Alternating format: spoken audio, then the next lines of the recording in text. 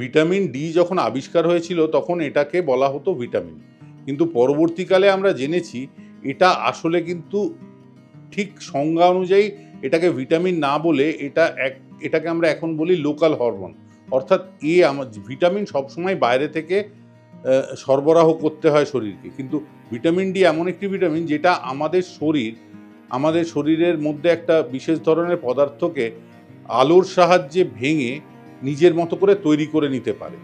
ঠিক আছে, তো সেই জন্য, এবং এই ভিটামিন ডির শরীরের হেন কোনো সিস্টেম নেই যার ওপর ভিটামিন ডির কাজ পাওয়া যায়নি।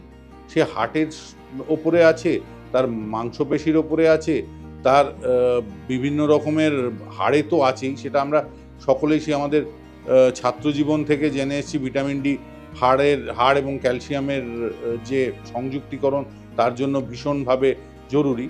কিন্তু এছাড়াও ভিটামিন ডি কিন্তু শরীরের নানা শারীরবৃত্তীয় কাজে ভীষণভাবে সংযুক্ত থাকে। ফলো করুন সংবাদ প্রতিদিন ডিজিটাল।